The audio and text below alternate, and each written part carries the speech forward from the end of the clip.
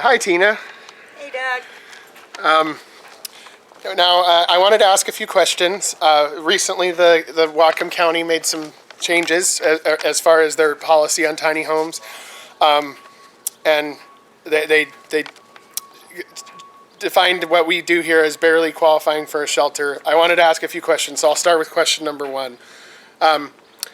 What was your situation before arriving at this village?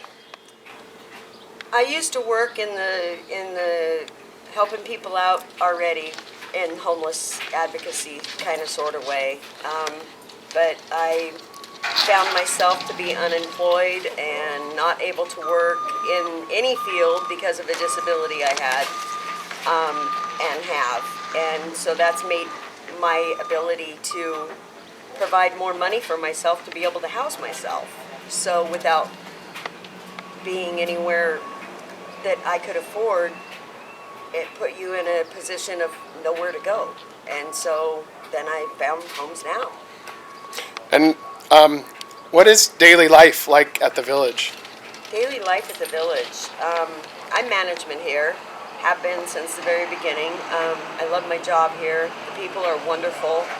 And I've literally watched these people blossom, literally into things that we couldn't even have imagined. They are becoming employed. They are graduating from here, as we call it, to permanent housing. They are learning how to get structure back in their life. Some people have been teaching other people how to cook, how to clean. We have chores here.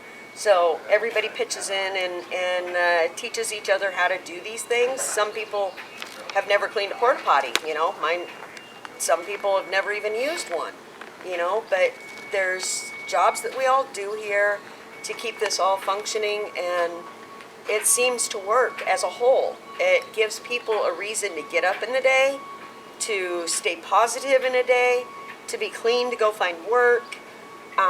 They have food, they have every amenity that is needed to them in this little village. And yeah, if this wasn't housing, I don't know what else would be. Living in your car doesn't work. And on that note, I want to go to the third question. Officially, tiny home villages are classified as an emergency shelter and specifically not housing. Our villages have also been described by local governments as barely qualifying to be a shelter. What are your thoughts? I think that's ridiculous. I watched the actual meeting on that, and I think that is absolutely ridiculous, stating that basically because our kitchen's a tent, it doesn't make it proper housing. That is nonsense, because our food is perfectly safe, and if the health department came down and checked it out, they'd have no problems, because for the fact we've had many of them that have came to visit to check out the village, and they love it. We don't have food problems here when it comes to sanitation or anything on that level. Everything in this house is sanitized at least 3 times a day. As far as housing, that's the only structure that everybody really does have. You have a place to go call your own and pull your head together and look for work and be positive in your life because you have that structure.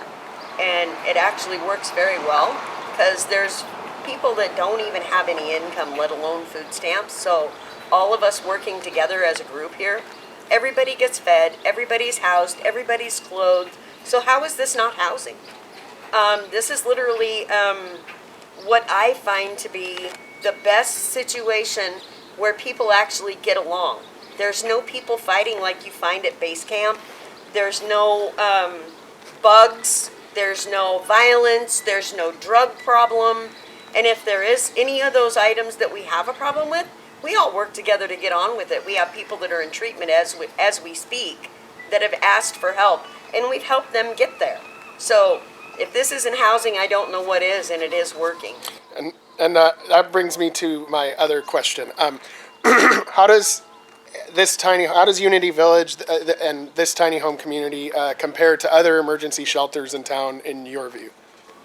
Oh, hands down, one of the best programs that there is that is helping our community. There is all the help you need.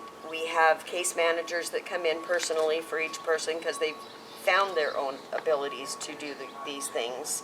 That's the type of people that live here. We're able to go to the doctors, do the things that we need to do, and the structure here is more functionable because you're not in a room full of people trying to sleep, trying to be quiet, people fighting continuously because they don't get along, or the person next to you has head lice, or the person next to you has meningitis. They have, God only knows what they have, scabies, lice, fleas, you name it. And they pee the bed and feces, and I'm sorry, it's unsanitary. And here we have our own home, we have showers, we have water stations to wash our hands, we have kitchen to do our dishes, we have laundry facilities. We are no different than any other structure, except for that we don't need a babysitter. Do you think more of these villages are needed? Absolutely. I just feel that they need to realize how they need to structure them. Stop treating these people as they are needing a babysitter. Treat them as a human being that we all are. Because the ones of you that think that you're better than anybody, you're as white or as black or as gray as the rest of us are, and your blood's still red. So you're no different than me because you got money in your pocket. I just happened to fall down because of COVID. Everything came to a screeching halt and everybody's life did a total 360. And now we're begging for housing and you're telling us this isn't housing. Then why have we been making it work for almost 2 years now? And people are succeeding. So what are your thoughts on the resident managed approach versus the paid staff model? Absolutely way better idea. Because I'm sorry, these people don't want to talk to somebody that has to be there because they need a paycheck. The people that live here all care for each other, all right? That's a big factor. When you have a group of people that actually love each other and in the community of knowing we've all been on that page. They're all there to help me in a situation that maybe they had already been through. And this model and trying to keep it going on a positive is way different than being at a base camp or something on that level where you don't have any structure whatsoever. When you have your own people running it, that means you have them caring about each other enough to want to do it. You don't just say, hey, you're a manager. No, you have to want to be a manager to be doing this. If you don't want to help other people, you don't have to. But that, as a group, us here, we all want to help each other because we don't want to be homeless anymore. We're just peoples without a home. You know, none of us want to be called homeless. No one does. It's just a word, and everyone has made it out to look like it's filthy and dirty, and it's not. It's just a fact in life. Things happen. We run out of money, you know? I mean, not everybody was meant to be rich. Some of us were meant to be angels to help other people, you know? And yeah, I do believe in that. I don't believe I was ever meant to be homeless, but I do believe I was put on this earth to be there to guide and help people and give them advice where maybe I had fallen down. And if I see you about to fall down and do something dumb that might affect your livelihood, I'm going to say something to you because I actually care. And I don't want anybody to have to go through what I've gone through. This sucks. Yeah, I agree. You know? How is the village helping you with your goals? That's a hard one. Okay? It's a long story, right? That's a very long story. Gratitude. This place as a whole for me, I'd probably be dead, okay? True facts.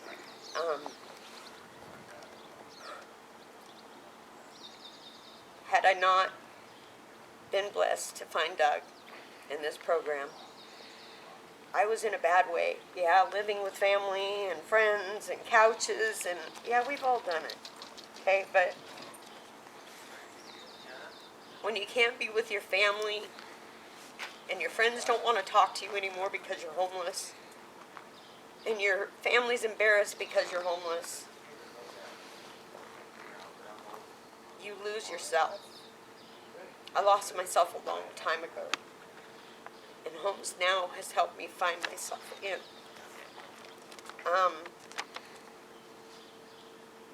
I didn't see myself to ever even have a little tiny house to live in again. Because every time, and I will say their name, Opportunity Council and Housing Authority, told me I'd never be homeless again because I was on their programs. I'm disabled permanently for the rest of my life. Long story, I don't need to explain. At this point in my life, God has something more in store for me because He sent me to HomesNOW to be here with what I call my second family. And I get my family when I'm supposed to have them. In the meantime, I'm trying to find myself, to better myself, to prove that just being homeless is just meaning you don't have a home. I'm still human. I still have feelings. And yeah, when you look at me in the store and you go, psst, that's the manager of HomesNOW. Ew, homeless bitch. Not cool. I see you say it under your breath. I feel it when you're standing next to me and you take 10 steps back even when we're 6 feet apart. Okay? We know it's not the ideal way to be, but we're doing our fucking best. And without Doug, and without HomesNOW, and without our community that has helped us every step of the way, this wasn't us begging for money. This is you people coming out and saying, hey, can we help you? Okay? So many of you have helped me. And without this program, I wouldn't be alive. I truly wouldn't. And another friend of mine that helped me get in here, she wouldn't be alive. And I love her with every ounce of my heart and soul. And if it wasn't for HomesNOW, neither one of us would be here right now. And everybody that I'm talking to right now knows exactly who I'm speaking to, because I've been doing this a long time. A long time. I've yelled at you guys, I've cussed at you guys, I've screamed at you guys. Just don't take this from us, please. This is all we fucking got. And you all know it's working, and that's what's pissing me off. I am so fucking angry right now because you all have watched and you've come down here to my gate and seen me and brought me food and clothes and helped me up many ways, including my children. And now you're trying to take it away from us and tell us it doesn't work. You're the ones that made it work. So, you tell me why this program doesn't work and you want to take it away and say it's not something that's really working. It's beyond me. Because you know that's a lie.